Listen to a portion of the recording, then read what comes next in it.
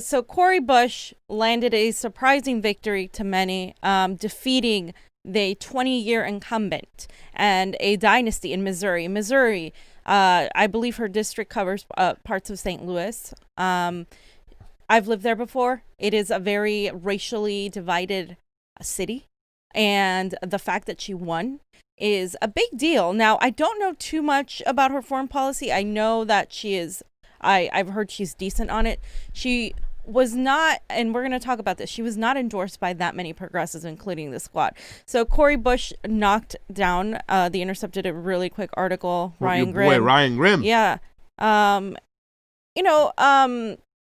A lot of people, like I said, didn't expect this, but Clay was the opponent, Lacey Clay. Which I want to talk about him after. Yeah, you can talk to him about him in a minute, but this is St. Louis' 1st congressional district. The family of Clay actually dominated this district for more than 50 years. This is, I hate people like Nancy Pelosi trying to get her daughter in. I hate the fact that Gavin Newsom is related as well to her. I mean, dynasties are things we have to break down. The Bush, we can go through and say we have to stop this kind of thing. The Clintons. And Clay actually was doing far better than Bush among the mail votes and the absentee ballots, but then Bush surged back with a commanding lead yesterday, and she topped her by 3 points when all 100% of the ballots were counted. It was a very, very close race, but I think the defeat of, in the wake of Ferguson, Missouri, and the defeat of Cori Bush is a huge freaking deal, especially with the police brutality, the Black Lives Matter issues, and also the fact that Bush was running on a defunding the police, Green New Deal. It shows you that while Lacey was endorsed by people like Kamala Harris and Nancy Pelosi and the entire establishment, voters decided to go with Bush, and they don't give a crap who she was endorsed by or who she wasn't. And it's kind of interesting to me because it really shows that you take Missouri, which is sometimes it's a swing state. It could go red. Oftentimes it goes red. Sometimes there are cities that could make it go blue, but you take Missouri and you realize that in a likely red state, you have a progressive winning, but you have a moderate losing. Doesn't that tell you, Democrats, that you're really fucking bad at your jobs because you're not understanding that people don't give a damn about incrementalism and platitudes. I mean, this is the time, if you really wanted to win, they would promote people like. But fam, we know Bush. they're paid to lose. They're paid to stop. Their donors don't want the progressives to get in. We know right now, and I think a lot of people have to understand this. More of a message to the people out there who still think that the Democratic Party is the party of the people and party of the workers. It's not. They're paid to lose. They're paid to fucking work for their donors. They're not there to work for you. And if we see results like this all the time, we should be seeing results like this all the time, but we don't, because people still buy into the sensationalism and they listen to all the bullshit that the establishment feeds them. This is a perfect example of what should happen in these districts. And I just want to point out before you go off about Lacey, AOC declined to endorse Bush, in her second run. She did so on the first run. Remember, they were in the movie together, the documentary, and that's what she was somewhat of a progressive, right? And she was in the she played Clay was the opponent that Pasta's going to talk about in a minute. She was trying to make Justice Democrats as they were racist because they were attacking the Congressional Black Caucus, which is a bunch of neoliberals, obviously. And so AOC has been under pressure by Mama Bear and such to really not go after incumbents, Democrats, right? So as you notice, she did endorse a bunch of progressives, including Cori Bush. So a lot of people were like, AOC, even people who like AOC were like, AOC, you should have endorsed her. See, like you're not endorsing a progressive and she still won. We don't need you, AOC. You better start getting with the program. I think people are seeing more about AOC. I hope so, because the one she should have endorsed. She should have endorsed Shahid if she was a real progressive. But, you know. Okay, and then you have some stuff. Well, about I Lacey. just put up that thing about Max and Lacey because it's kind of funny. The video that we talk about all the time when we remember when we say AOC deferred to the caucus leadership, and we also have that point when she. Oh, you have that tweet over there too, fam. Oh, it's just a picture. Yeah, let's show Cori Bush. I want to make sure we show Cori because she's awesome over there. Look at that. Yeah, she got it. I like Cori Bush, but you know, once again, we don't know her foreign policy. But it's kind of funny. We talk about Lacey Clay and we talk about his foreign policy. Oh yeah, and this has the article I put up from RT. It has the famous when Max Blumenthal goes right after Representative AOC, and he says, "Hey, well, can you give us a comment on the situation in Venezuela?" And remember, she once again defers to the caucus leadership eventually when they get her on record. So here it is. Well, here's AOC. Do you think the? Can we watch this video or? Oh, we'll just get to AOC and then we'll go to the very end of it. All right, yeah, just go to the last part, Lacey Clay right there. Now watch Lacey how he is on when it comes to foreign policy. I'm talking all the members of Congress. Let me say this about U.S. relationships in Central and South America and the Caribbean. It is something that we should not be proud of. I mean, I look at the way this country has treated Haiti for over 200 Aristide years. was an ally of Hugo Chavez in Venezuela, Jean-Bertrand Aristide. Do you see this as a continuation of that policy of kind of neo-colonialism? Oh, for sure. Even with Cuba. Yeah. We've had an embargo on Cuba since 1959. This is tragic. Right. So do you think we should and be they are embargoing 90 miles off our coast. Right. So should we embargo Venezuela the same way? Absolutely not. Why? Because then the population will suffer more. Right. No, I don't agree with that. So are you going to speak up on that because you clearly know Sir, what time that's it is? not my issue. Okay. My issue is financial services. All right. That's what I do. Thank you very much. Goodbye. I mean, look what he said there. That's like not he's my, like he knows it's wrong. Like, That's the thing. I know, and that's the chicken shittery, I guess, of Lacey and stuff like that. But when you look at that video, like nobody would make that talk. He was sitting there right there. This is disgusting. This is bad. It's like, yeah. But that's not my issue. I'm gonna wash my hands off of that. I focus on domestic economics. I mean, that's not, no, you're a congressperson. You vote on everything. There is no difference between foreign policy and domestic policy. It's all connected. It is all connected. Yes. That is what we scream about in this show because it is directly connected. And like the fact that he was able to just say that, oh yeah, it's wrong. A lot of these people know what the fuck they do is wrong. It's not about them not knowing that it's wrong. It's about them and the interest and the pressure and the way they push them to conform. That's what it is. How much money they're getting. Like, that's all what it comes down to. So again, when people say I'm going to push X person left, you're not going to push them unless you have some power over them. Mm-hmm. And right now, we don't have power over these people because we're not giving them money and they're allowed to take as much money as they want. He probably takes money from Raytheon, or from these missile these companies that make these weapons of mass destruction. Yeah, it's Quicken Loans. He's got some real estate. You know what I'm saying? Yeah.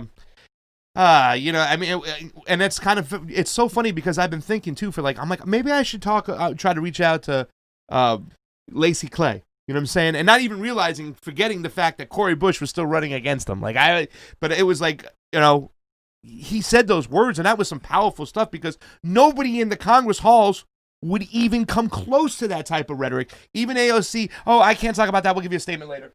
Yeah. Like, yo, hello. But he says it, and then it's like, yeah, no. Sir, I can't handle that. I'm in financial services. And then it's like saying it's above my pay grade. I can't do anything. Right? But that's the thing. Every single person that directly attacks the military-industrial complex is pushed out, killed, or smeared.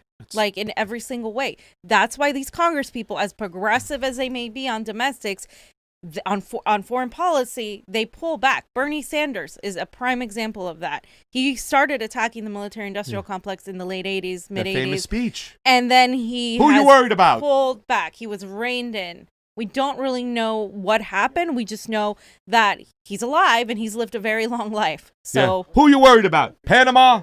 Who you worried about? Iran? You worry about military stuff and we don't have an enemy. You know what I'm worried about? Rashida Tlaib. Did she win, fam?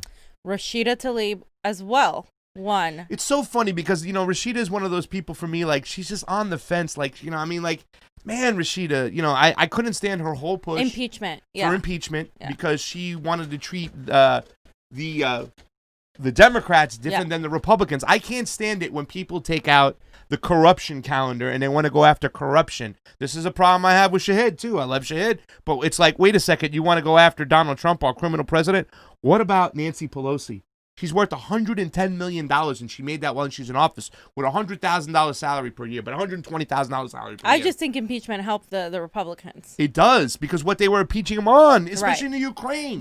You could have impeached Trump on certain things. Yes. And that would have been fair, but then you also have to be like, okay, well, let's look at what Obama did. Let's look at what Clinton did. Clinton was impeached. Yeah. But for for like personal reasons rather than for all the bullshit he did. Same with Bush. Bush should have been one of the first people to be impeached, and that just didn't happen. And so we pick and choose, and then you see Bush, hanging out with the Obamas, and you're like, well, what's the point? This is all theatrics. Yeah, and you seen Bauman the other day. He was like kind of bragging about he got an endorsement from. Yeah.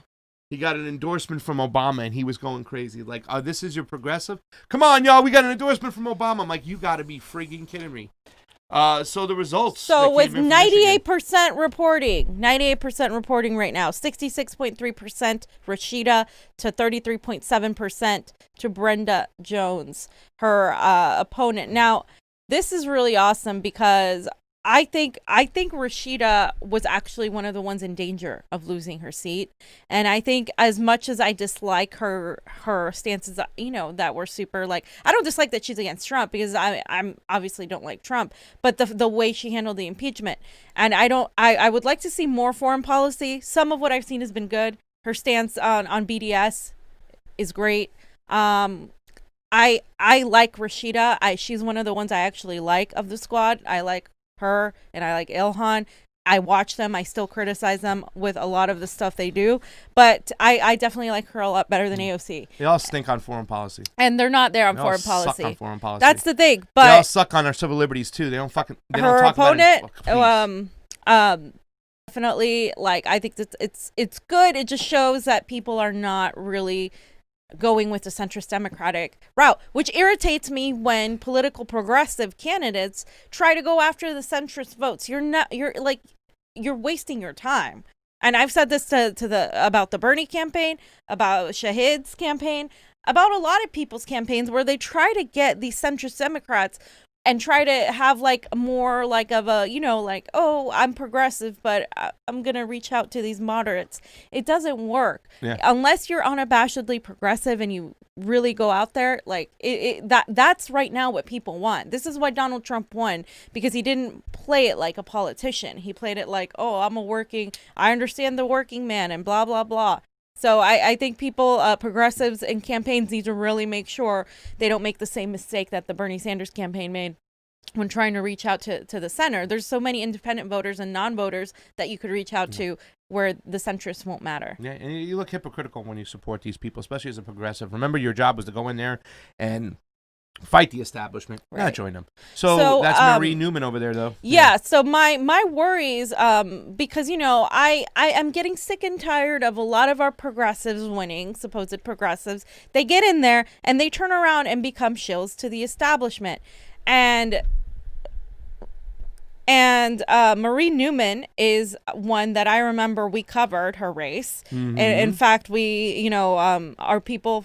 Hard Lens. They interviewed her several times, and we were all rooting for her because she literally ousted one of the most corrupt politicians in Chicago's history. And she said on Twitter recently, "I am truly honored to receive an endorsement from Barack Obama. With so much at stake, it's even more important that we all come together. That what makes this endorsement so meaningful. That's what makes this endorsement so meaningful. Join our campaign at marienewmanforcongress.com." Okay. I would immediately not vote for her now. Right. Immediately. So, goodbye. Before peace. Obama didn't give a damn. Now that she's won and she won her re-election, Oh, they go after them. They co-opt them. They bring them to the establishment. Now she's over there praising Obama. So same thing with what's his name who won in New York Bauman. against Elliot Engel. Bauman beat Elliot Engel. Yeah. Yeah, the same thing with him. He's been praising Obama. Like a lot of these people, like they took out like their Medicare for All from their website. They have zero on foreign policy. So I'm getting kind of sick and tired of cheering for progressives to win, for them to turn around and be co-opted by the establishment. And this is why I don't believe that you can reform the Democratic Party.